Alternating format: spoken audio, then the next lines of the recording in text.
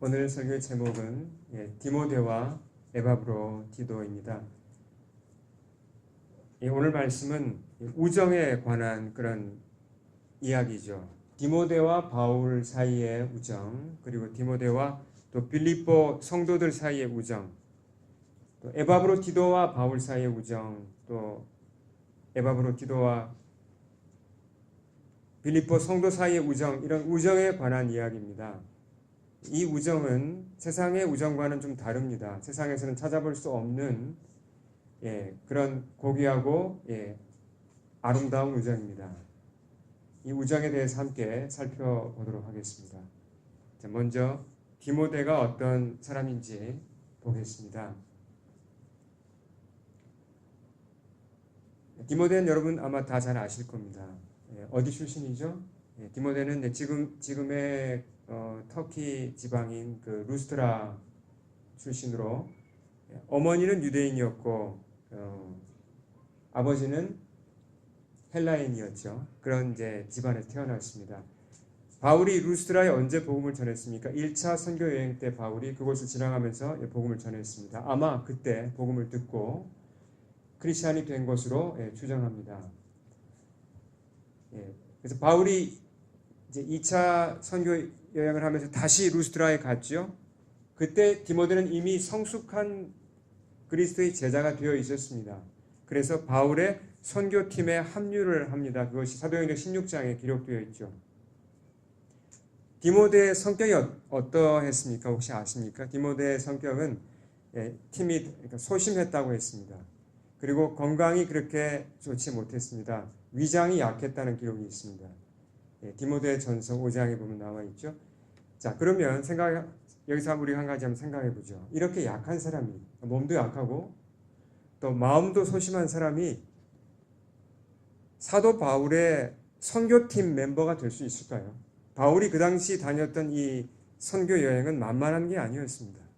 정말 험한 그런 영적 싸움이었는데, 육체적으로나 영적으로나 험한 선교 여행에서 디모데 같은 약한 사람이 따라갔다가 괜히 짐만 되지 않을까요? 근데 바울은 디모데를 데리고 다녔습니다. 한 번도 디모데 때문에 불평한 적도 없고, 항상 바울은 보면요, 디모데를 믿어주고 기다려주고 디모데가 성장하는데 결정적인 역할을 하였습니다. 바울이 디모데에 대해서 오늘 읽은 본문에 나오죠. 뭐라고 이렇게 얘기합니까? 디모데 연단을 너희가 하나니 자식이 아버지에게 함같이 나와 함께 복음을 위하여 수고했다 그랬죠. 그러니까 바울과 디모데의 사이는 어떤 사이가 되었습니까? 영적으로 이제 아버지와 아들과 같은 사이가 된 것이죠. 이것도 하나의 우정이라고 할 수 있습니다. 주님 안에서의 어떤 그런 영적인 우정이죠. 깊이 신뢰하는 사이가 되었습니다. 결국 디모데가 잘 자라고 잘 양육받아서 결국은 바울의 선교 여행에서 중요한 역할을 합니다. 그리고 더 나아가서 예배소 교회와 같은 이런 교회에서 훌륭한 목회자로 사역을 했죠. 제가 이제 몇 번 간증을 했지만 저는 아주 어린 아기였을 때 이제 큰 수술을 받았습니다. 그래서 그 후유증으로 소화기관이 제가 소화 부분이 그러니까 위장부터 이제 모든 그 장기가 보통 사람보다 아주 약합니다. 그래서 처음에 제가 이제 목회자로 부름을 받았을 때 걱정이 됐습니다. 보통 이렇게 목회자를 하려면 건강해야 되거든요. 이게 생각보다 일이 많습니다. 그리고 스트레스도 많고 건강하지 못하면 목회하기 어렵다는 말을 굉장히 많이 듣죠. 그래서 참 제가 걱정했습니다. 하나님 저를 부르셨는데 제가 이 몸으로 어떻게 목회를 할 수 있겠습니까? 그런 마음이 참 많았습니다. 그때 주님이 저로 하여금 바라보게 한 사람이 바로 디모데였습니다. 디모데에 관한 성경의 기록을 읽다가 저는 디모데가 위장이 약했다는 그 부분에서 동지애를 느꼈습니다. 그리고 깨달았습니다. 몸이 약한 사람도 주님이 부르시면 목회자가 될 수 있구나. 내가 약한 만큼 그만큼 주님을 더 의지하면 되겠구나, 이 사실을 실제로 깨달았습니다. 그때부터 디모데가 저의 이제 좋은 모델이 된 거죠. 그래서 제가 늘 생각하는 게 그겁니다. 제가 약하니까 어떻게 하면 내 힘으로 하지 않고 주님의 힘으로 할까? 보니까 제 힘으로 하면 이게 뭐 제가 지칠 뿐만 아니라 잘 되는 게 별로 없더라고요. 항상 그래서 내 힘을 빼고 주님의 힘을 의지하자. 이게 저의 영적인 하나의 그 슬로건처럼 되어 있습니다. 그러면서 제가 디모데 통해 참 많이 이제 배우고 감사하죠. 제가 청년 시절에 그 한 대학교 때 이제 선교 단체를 통해서 제자 훈련을 받았습니다. 이제 CMI의 전신이라고 할 수 있는데요. 그 당시 책임자였던 이제 김 목사님이 계신데 그분께 제가 정말 많은 은혜를 받았습니다. 제자 훈련 받을 때도 그 청년이었는데도 제가 이제 몸이 좀 약하죠. 툭하면 뭐 배 아프다 그러고 툭하면 뭐 이렇게 뭐 아파서 못 나온다 그러고 이제 그런 이제 좀 약한 사람이었습니다. 그리고 성격적으로도 디모데 비슷하게 제가 좀 이렇게 소심하고 그런 면이 많았거든요. 좀 별로 이렇게 될성부를 나무같이 않았습니다, 제가. 근데 그 김 목사님이 저를 이렇게 아껴주시고 참아주시고 기다려주시고 저를 키워주셨어요. 그러니까 뭐 시간이 지나면 될 거니까 염려하지 마. 그냥 따라와. 될 거야. 괜찮아. 주님을 믿고 의지해. 이런 식으로 항상 그냥 격려, 인커리지 그런 식으로 저를 무엇보다 믿어주셨어요. 참 저한테는 크게 도움이 되었습니다. 그 후에 제가 평신도 선교사로 부름을 받아서 이제 선교사 훈련을 받을 때도 이제 이 김 목사님의 도움을 많이 받았는데 정말 쉽지 않잖아요. 선교사로 나간다는 게. 그때도 저를 정말 그분이 정말 깊이 배려해 주시고 항상 저를 이제 격려해 주시면서 키워 주셨어요. 어떤 부정적인 말도 저에게 하지 않았습니다. 항상 그 용기를 심어줬습니다. 저는 김 목사님을 생각하면 제가 참 한 가지 중요한 진리를 배웁니다. 한 사람이 중요하다는 겁니다. 한 사람이. 한 사람을 키운다는 게 정말 중요해요. 하나님의 역사가 뭐 크고 뭐 화려한 것만 있는 게 아니라 바울이 한 일을 보십시오. 바울이 그렇게 위대한 사도 바울인데 뭐 큰 사역하고 뭐 어떤 대단한 뭐 어떤 일을 했다는 것을 바울이 쓰지 않고 내가 한 사람을 어떻게 도왔는가를 얘기하고 있습니다. 내가 디모데를 어떻게 키웠는지 그런 얘기를 하고 있습니다. 이게 하나님의 일이죠. 이와 같이 주님 안에서 우리가 주님 안에서 서로 돕고 도와주면서 영적인 우정이 만들어집니다. 참 놀라운 그런 인간관계가 만들어진다는 거죠. 이런 관계 속에서 아름다운 관계 속에서 서로 끌어주고 도움을 받으면서 자라가면서 주님을 체험한다는 거죠. 이것이 교회의 중요한 모습입니다. 자, 바울이 로마에서 이 편지를 쓸 때, 빌립보서를 쓸 때 디모데가 어디 있었죠? 바로 바울 옆에 와 있었습니다. 죄수의 신분으로 재판을 기다리는 바울을 돕기 위해서 달려온 겁니다. 디모데가. 의리가 있죠. 자, 근데 바울은 디모데가 옆에 있으면 좋잖아요. 필요한 거 부탁하고 뭐 바울은 나이가 들었고 디모데는 젊으니까 도움 받으면 편하죠. 근데 바울은 지금 어떤 계획을 세웁니까? 디모데를 빌립보 교회로 보내려고 해요. 19절 말씀 보시면 그런 내용이잖아요. 아니 왜 옆에 두면 도움되는데 왜 그 디모데를 다시 빌립보 교회로 보내려고 합니까? 바울은 빌립보 교회를 생각합니다. 빌립보 교회 성도들을 생각하면서 그 사람들 어려울 텐데 그 사람들 도움 필요할 텐데 어떡하지? 내가 못 가고? 어떡하지? 디모데 네가 가라. 이런 지금 반응을 보이고 있는 것입니다. 디모데가 바울과 함께 빌립보 교회를 개척했었습니다. 그렇죠? 그렇기 때문에 빌립보 교회랑은 잘 아는 사이입니다. 디모데가 빌립보로 가면 빌립보 교회는 큰 도움을 받을 것이 분명합니다. 그러면 또 디모데가 다시 로마로 돌아와서 바울에게 빌립보 교회 소식을 전해주면 바울은 또 더 큰 위로를 받을 수 있겠죠. 이런 것을 생각하는 것입니다. 그러면서 바울이 디모데에 대해서 이런 말을 해요. 자, 같이 한번 읽어보겠습니다. 이는 뜻을 같이하여 너희 사정을 진실히 생각할 자가 이밖에 내게 없습니다. 그들이 다 자기 일을 구하고 그리스도 예수의 일을 구하지 아니하되. 자, 여기서 바울이 디모데를 어떻게 평가하는지, 그에 대해서 어떻게 얘기하는지 한번 볼까요? 자, 바울에 따르면 디모데는 어떤 사람입니까? 디모데가 빌립보 성도들에 대해서 어떤 자세를 가지고 있습니까? 예, 주목할 만한 단어는 진실이 생각한다는 것입니다. 바울은 알았습니다. 디모데가 진실이 빌립보 성도들을 생각한다는 것을요. genuine이라고 그랬죠. 자, 무슨 말입니까? 디모데는 순수한 동기, 순수한 목적으로 성도들을 대했습니다. 계산기를 두드리면서 자기의 이기적인 어떤 그런 유익을 찾지 않았습니다. 그 성도들의 입장에서 생각하고 그들의 유익을 구했다는 거죠. 그러니까 자, 어떤 얘기입니까? 사역자로서 어떤 사역을 할 때 빌립보 교회 성도들을 생각하면서 이럴 수 있겠죠. 자, 디모데가 빌립보 교회 성도들을 생각하면서 저 사람들에게 내 시간과 내 노력을 투자해서 일을 해주면 나한테 어떤 유익이 돌아올까, 이걸 생각을 할 수도 있겠죠. 근데 디모데가 그랬습니까? 그러지 않았다는 것입니다. 그 대신 어떻게 했다는 거죠? 오히려 주님, 제가 저 사람들을 도와야 하는데 진짜 저 사람들한테 어떻게 해야 도움이 되겠습니까? 주님, 정말 저 사람들 편에서 어떻게 제가 해주면 좋겠습니까?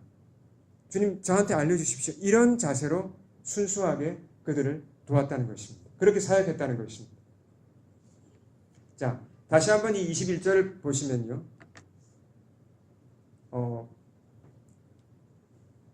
그리스도 예수의 일을 구한다는 표현이 나옵니다. 성도들을 위해서 정말 순수하게 일을 하면 그것이 결국은 그리스도를 위한 일이라는 것을 여기서 분명히 잘 드러나고 있죠. 그리고 또 이 말씀에서 보면 21절을 기초해서 보면 사역자들 가운데는 그리 순수하지 못한 자들도 있었다는 사실을 우리가 알 수 있습니다. 자, 무슨 얘기입니까? 사역하시는 분들 가운데 성도들의 유익보다도 자신들의 유익을 구하는 사람들이 있었다는 것입니다. 자신들의 이름을 내고 자신들의 추종자를 좀 더 만들고 그런 분들이 있었다는 거죠. 앞서서 1장 15절을 참조하시면 어떤 내용이 나옵니까? 심지어 사역하시는 분들 중에서는 바울과 경쟁하는 사람도 있었어요. 바울이 감옥에 갇히니까 속으로 이거 잘됐다. 이 기회에 내가 좀 더 많은 사람들을 끌어모아야지. 이런 불순한 동기로 사역하는 사람이 있다고 바울이 그랬죠. 참 이게 참 어떻게 보면 사역자로서 제가 말씀드리기 참 쉽지 않은 내용인데요. 자, 우리가 크리스찬이 되면 우리 속사람하고 우리 성품이 하루아침에 바뀌나요? 네, 그렇지는 않아요. 크리스찬이라고 해서 자동적으로 나의 유익보다 다른 사람의 유익을 구하는 사람이 될까요? 내가 크리스찬이면 자동으로 그게 되나요? 아니죠. 그럼 사역자는요? 목회자나 이 선교하는 사역자는 어떻습니까? 사역자가 되면 자동적으로 진실하고 순수한 동기로 성도들을 돕고 사역하게 되나요?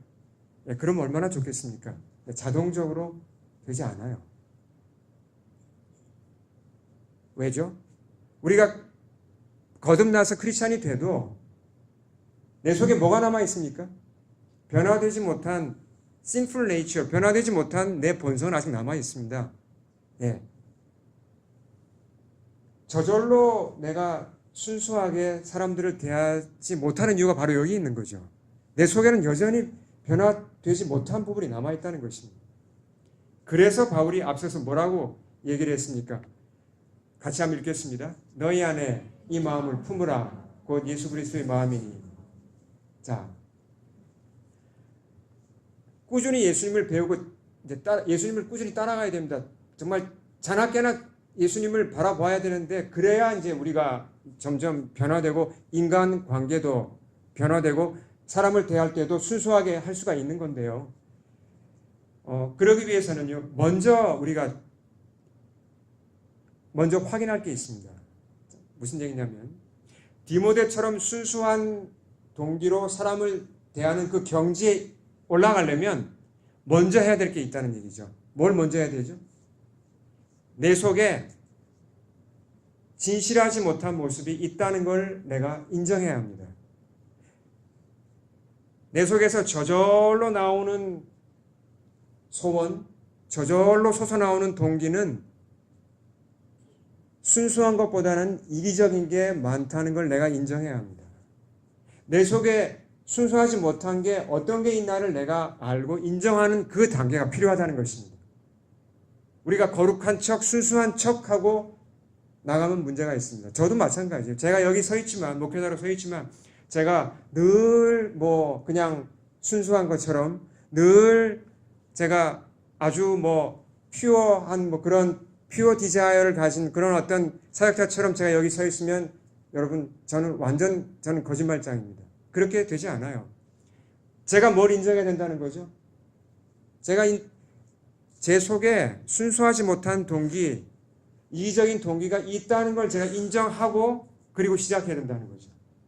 그럼 어떻게 하면 순수하지 못한 것, 이기적인 동기를 내가 이길까? 어떻게 하면 이걸 물리칠까? 이렇게 접근해야 된다는 겁니다. 저는 목표를 시작하면서 저의 이러한 약점을 알았기 때문에 한 가지 약속을 했습니다. 제 스스로에게 했고 또 성도님들한테 한 약속이었는데, 그것은 제가 각 성도님들의 헌금 액수를 저는 모르기로 한 것입니다. 이 약속은 제가 최대한 순수하고 진실된 그런 동기와 목적으로 성도님들을 대하기 위한 거예요. 저는 누가 얼마 헌금했는지 저는 모릅니다. 그렇게 이제 재정팀이랑 얘기가 된 거고, 지금 재정팀이 저한테 절대로 보여주지 않습니다. 왜냐하면 저도 사람이죠. 어떤 분이 헌금을 조금 했다, 어떤 분이 헌금을 많이 했다, 이걸 제가 알게 되면 순수한 그런 동기와 순수한 목적으로 그분을 대하기가 어려워져요. 그걸 알기 때문에 제가 그렇게 처음부터 차단해 놓은 것입니다. 그래야 제가 성도님들 모두와 영적인 관계를 맺을 수가 있다는 것입니다. 우리 성도님들도 마찬가지죠. 이렇게 각 성도님들의 헌금 액수를 재정팀 실무자만 알도록 해놓아야지, 헌금이란 건 어떻게 됩니까? 하나님과 나와의 관계이지 사람들한테 보이기 위한 것이 아닌, 그렇게 순수하게 헌금하게 되고 순수한 동기로 주님 앞에 행할 수 있게 된다는 것입니다. 그것이 훨씬 더 큰 유익을 우리한테 가져오는 것이죠. 네. 자, 두 번째 사람으로 가보겠습니다. 바울은 이제 에바브로디도에 대해서 말합니다. 에바브로디도는 아마 좀 생소한 이름일 수도 있는데, 이 빌립보서 오늘 말씀에는 자세하게 나오죠. 누굽니까? 빌립보 교회 리더 가운데 한 사람입니다. 자, 빌립보 교회는 누가 개척했다고요? 바울이 개척했죠. 근데 소식이 들려왔습니다. 우리 목사님이었던 바울이 로마로 지금 끌려갔다, 재판을 받는다. 그 소식을 듣고 빌립보 교회가, 지금의 그리스 부근이잖아요. 안 되겠다, 우리가 도와야지. 누구를 보내나? 에바브로디도를 보내자. 그래서 에바브로디도 편에 헌금도 같이 들려서 보냈습니다. 로마로 보내서 바울을 돕도록 한 것입니다. 근데 에바브로디도가 로마에 왔는데 아마 건강이 약했던지 아니면 무슨 어려움이 있었던지 중병에 걸렸습니다. 바울을 도우러 왔다가 오히려 자기가 아팠어요. 심각한 병에 걸려서 죽을 뻔했습니다. 하나님의 은혜로 다행히 좀 회복되었죠. 근데 바울은 이제 뭐라 그럽니까? 에바브로디도를 다시 빌립보로 돌려보내려고 합니다. 아니, 옆에다 두면 편할 텐데 왜 또 돌려보내려고 합니까? 바울은 사람만 오면 자꾸 돌려보내려고 해요.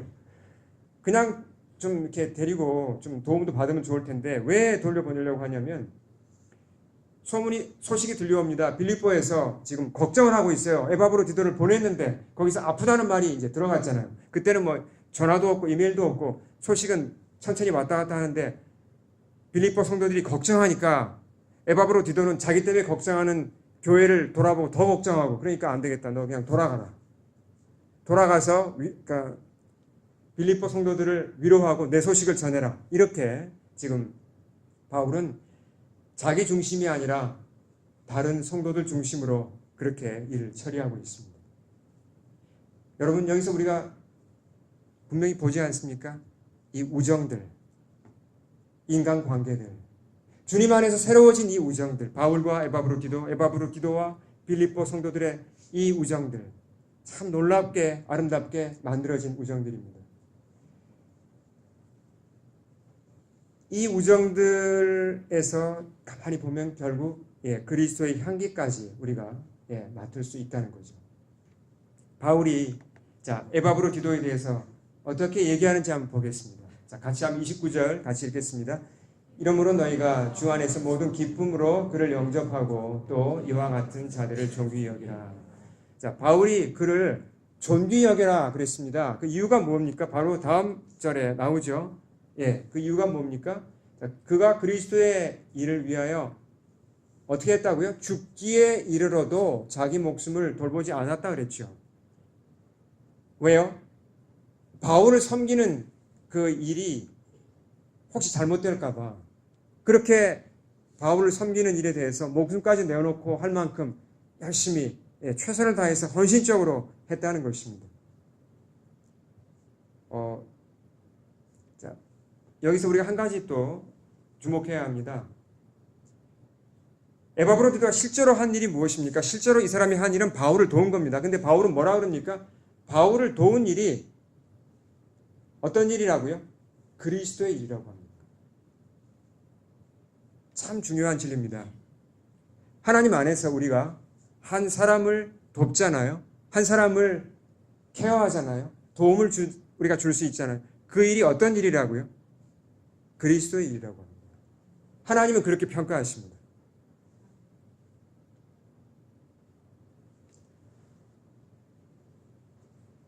근데 우리가 사람을 돕는다는 게 좋은 거 압니다. 우리 주위에는 도와야 될 사람들이 많아요. 가족들을 당연히 도와야죠. 부모로서 자녀를 케어하는 건 너무나 당연한 건데 이것도 때로는 또 쉽지 않습니다. 근데 가족의 울타리를 넘었으면 이제 교우들이 있고 또 우리 주변에 뭐 동료도 있고, 우리가 교우 사이만 해도 서로 돕는다는 게 좋은 일이지만 때로는 쉽지 않습니다. 어떤 때는 이런 마음이 들죠. 이거 내가 너무 손해를 보는 게 아닐까? 내가 왜 이거 돕는다고 나서가지고 이렇게까지 내가 해야 하나? 이런 마음이 들 때가 있습니다. 근데 오늘 말씀의 기초에서 보면요, 우리가 손익을 계산하고 내가 이렇게 여기까지는 돕는데 더 도우면 내가 너무 손해니까 이제 그만 좀 거리를 두자, 물러나자, 손을 떼자, 이렇게 하지 말라는 것입니다. 뭐 목숨이 걸릴 만큼 그렇게 심각한 일이 아니라면 웬만한 희생은 그냥 하고 손해는 보고 도와라는 거죠. 그게 오늘 말씀의 메시지예요. 왜요? 왜 그렇게 하라는 거죠? 한 사람을 돕는 게 사람을 돕는 거로 끝나지 않고 어떤 일이라고 그랬습니까? 그가 그리스도의 일을 했다고 그랬습니다. 여러분, 그게 그리스도의 일입니다. 하나님이 인정하시는 하나님의 일이라는 거죠. 주님은 우리를 통해 일하십니다. 사람을 통해 일하십니다. 그래서 우리가 좀 힘들어도, 좀 어려움이 있어도 참고 주님이 맡기신 사람들을 돕고 케어하고 내가 베풀고 그렇게 시간을 내어줄 때, 그런 나의 희생을 통해서, 나의 수고를 통해서, 내 진심을 통해서 주님이 그 사람에게 일을 하십니다. 그 사람의 마음을 만지시고 거듭나도록 하시고 치유하시고 그 사람을 회복시키신다는 거죠. 하나님은 그렇게 일하십니다. 여러 해 전에 한 젊은 부부가 우리 교회에 왔습니다. 제가 익명으로 말씀드리니까 여러분 뭐 아시는 분도 있고 아마 모르시는 분도 계시지만 그게 중요한 건 아니고, 이 사건 자체가 중요한 건데요. 그 이제 젊은 부부가 말씀에 대한 갈급함이 있었고 또 상담과 치유가 이제 필요했기 때문에 저하고 제 아내가 기도하고 이제 그 두 사람을 돕다가 이제 매주 그 집으로 가서 같이 짧게 성경을 공부하고 상담하고 기도를 했습니다.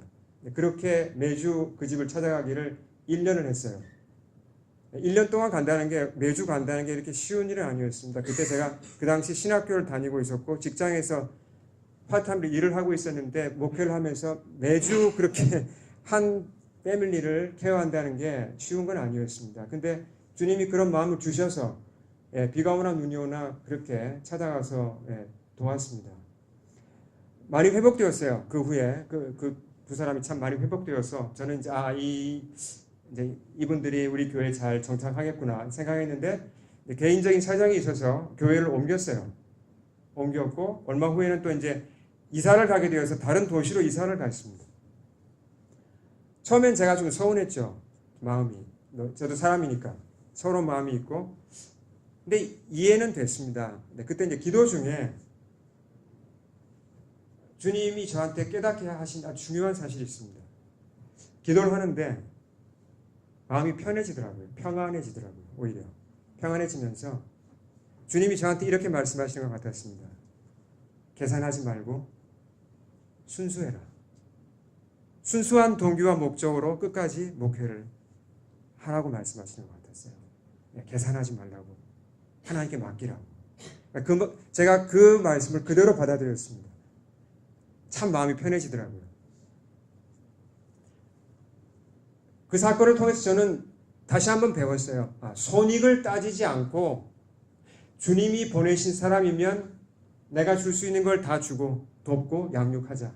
순수하게 사람들을 대하고 그렇게 순수하게 내가 섬기자는 결단을 다시 한번 하였습니다. 이 얼마나 중요한지 다시 한번 깨달았습니다.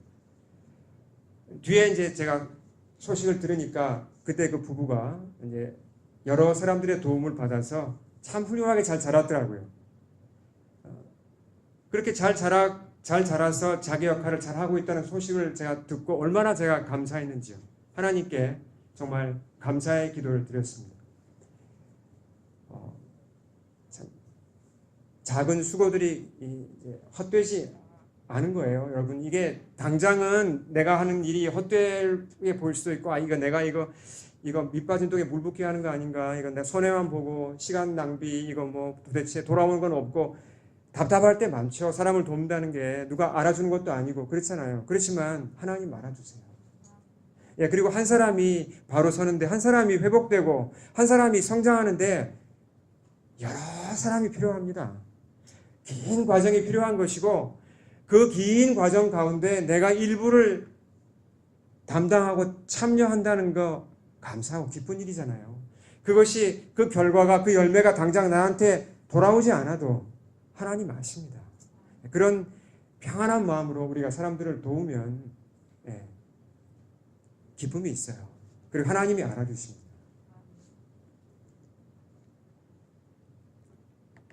미국의 대학들 가운데 리버티 유니버시티라는 곳이 있습니다. 혹시 들어보셨습니까? 이곳은 그 크리스찬들이 세운 대학이면, 그러니까 사립이죠. 근데 비영리입니다. 논프로핏으로 운영되는 곳인데 크리스찬 대학 가운데 가장 큰 대학입니다. 그러니까 많은 미국의 크리스찬들이 명문 대학에 갈 수 있는 자녀들을 그냥 여기 크리스찬 대학인 리버티에다가 보내는 경우도 많다고 합니다. 이 학교 출신들이 이제 이게 일반 대학이에요. 신학교가 아니고. 그러니까 뭐 다양한 전공을 할 수 있습니다. 그렇게 이 리버티에서 교육받은 많은 젊은이들이 미국 각처에 흩어져서 크리스찬으로서 소금과 빛의 역할을 감당하고 있죠. 참 좋은 대학입니다. 근데 이 대학교에서 학생들의 신앙을 책임지는 중요한 교수님 한 분이 계세요. 그러니까 특히 이런 대학에서 학생들 전체의 신앙을 책임진다는 참 중요한 역할이죠. 근데 이분의 이름이 보시면 데이빗 나세르라는 분입니다. 이란 출신이에요. 그럼 벌써 그림이 좀 이상하지 않습니까? 아니, 미국에서 제일 좋은 크리스찬 대학인데 신앙 책임 교수님이 이란 출신? 이란 이민자? 이거 뭐 안 맞잖아요. 이란이 어떤 나라입니까? 예, 아주 강력한 이슬람 국가입니다. 그리고 나라 자체도 미국하고는 아주 적대적인 관계이죠. 자, 어떻게 이 나세르가 리버티 유니버시티의 학생들의 신앙 교육을 책임지는 그런 자리까지 올라갈 수 있었을까? 궁금하지 않으십니까? 나세르가 어렸을 때 이란에 살았습니다. 가족이. 이란에서 이제 무슨 그 가족이 일종의 핍박을 당해가지고 이란을 이제 탈출해서 레퓨지가 됐어요. 미국으로 들어오게 되었습니다. 텍사스의 한 도시에 자리를 잡았는데 아마 우리 청년들 잘 이해할 겁니다. 백인들이 주로 많은 그 텍사스의 어느 작은 마을에 이란에서 이민 온 어린아이가 초등학교에 갑자기 들어왔습니다. 환영 받을까요?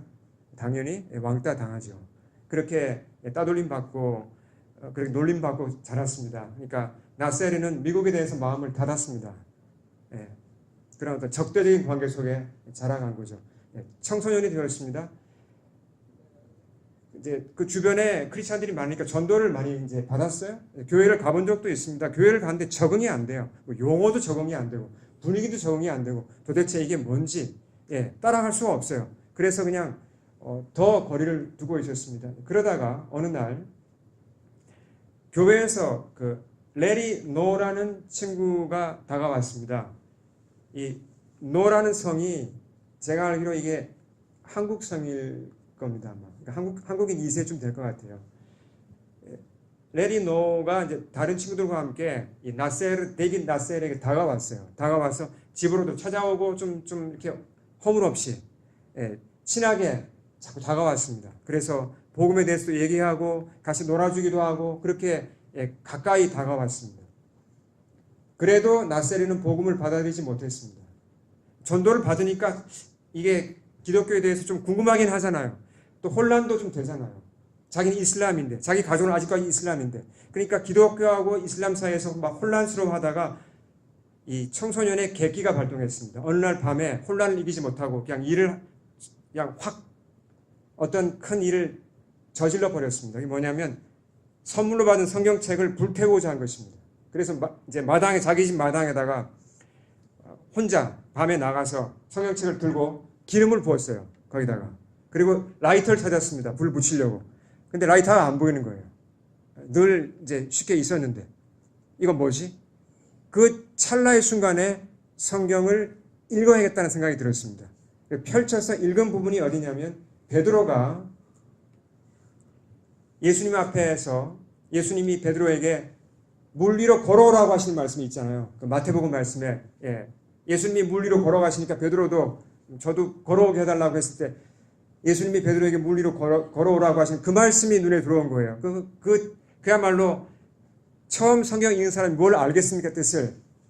근데 깨달음이 왔어요. 그때 그게 그 말씀에서 뭘 깨달았냐면 자 베드로가 지금 베드로한테 주신 말씀이 무슨 뜻입니까? 베드로에게 두려워하지 말고 믿고 물 위로 발을 디디란 얘기잖아요. 주님의 세계로 들어오란 얘기잖아요. 그대로 깨달아졌어요. 그것이. 두려워하지 말고 기독교로 예수님에게로 너의 발을 디디라는 그런 음성을 들은 거예요. 이 친구가. 그날 밤에 혼자서 그리스도를 영접했어요. 하나님 참 놀라우십니다. 성경을 태우려던 그 청소년이 말씀을 읽고 그날 밤에 예수를 영접한 것입니다. 예수님이 살아계시지 않으면 어떻게 이런 일이 가능하겠습니까?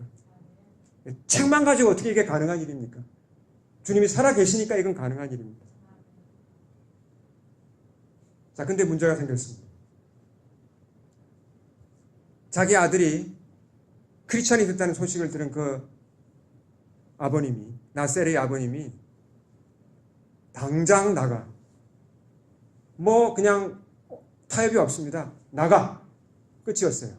집에서 쫓겨났습니다. 갈 데가 없잖아요. 그때 연락할 곳이 이 친구 레리 노밖에 없었습니다.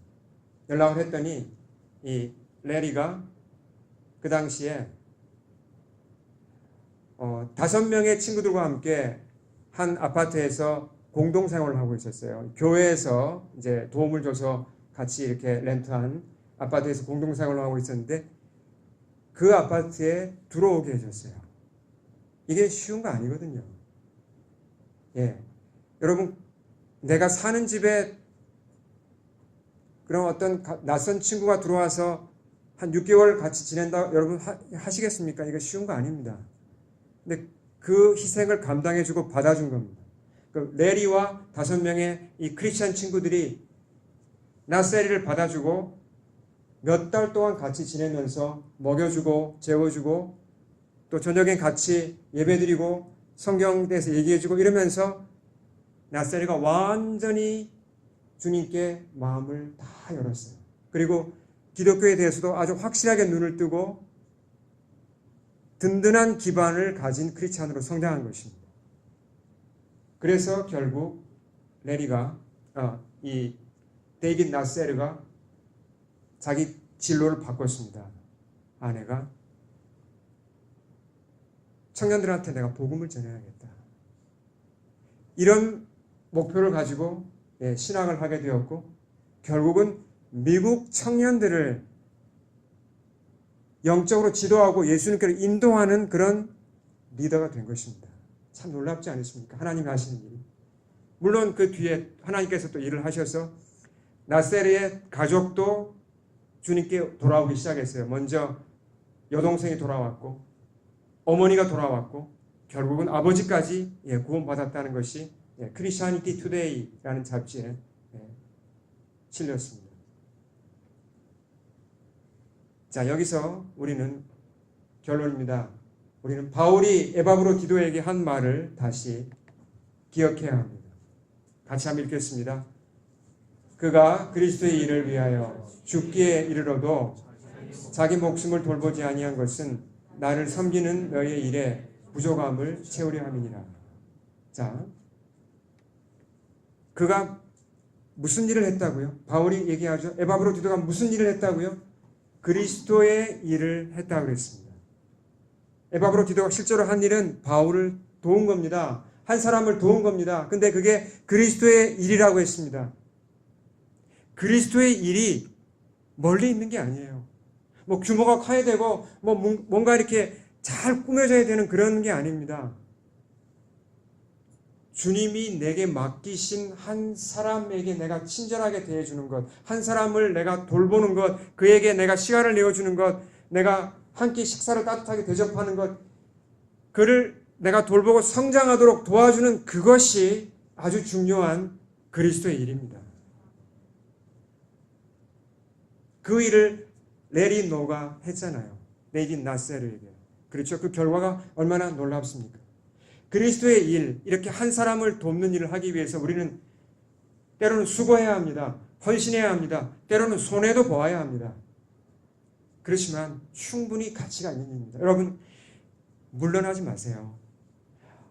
좀 이렇게 도와보려고 했는데 친절하게 하고 뭔가 이렇게 하나님이 마음을 주시는 분을 도와주려고 했는데 좀 반응이 좋지 않고 좀 뭔가 좀 내가 너무 좀 나한테 무리가 따른 것 같은 우리가 좀 멈추잖아요. 머뭇거리잖아요.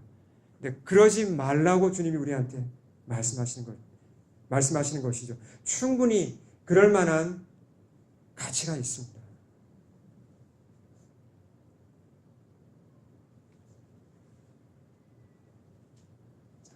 누구를 우리가 바라보아야 합니까? 우리 마음에 사람을 돕다가 지칠 때 저 사람 위에 내 수고가 너무 이거 큰 거 아닌가? 저 사람을 감당하고자 내가 이런 희생까지 해야 하는가? 이런 생각이 들 때 우리가 바라보아야 할 분은 바로 예수님이시죠. 너희 안에 이 마음을 품으라고 했습니다. 주님이 나를 감당해 주신 것을 생각해 보아야 됩니다. 주님이 나를 감당해 주셨기 때문에 우리가 이만큼 잘한 것입니다. 더 나아가서 여러분 과거를 잘 돌아보십시오. 사람들의 도움을 받지 않으셨습니까? 지금까지 우리도 다른 사람들의 도움을 받아서 이만큼 온 것입니다. 이 사실을 기억해야 합니다. 이렇게 우리가 주님 안에서 주님이 원하시는 관계들, 주님이 원하시는 우정들을 만들어 가야 합니다. 이것이 교회로서 해야 할 아주 중요하고 가치 있는 일이라고 저는 믿습니다. 2019년 우리 제자교회 안에 이런 우정들이 더 많이 만들어지기를 우리 간절히 바라고 축원합니다. 우리 함께 기도하겠습니다.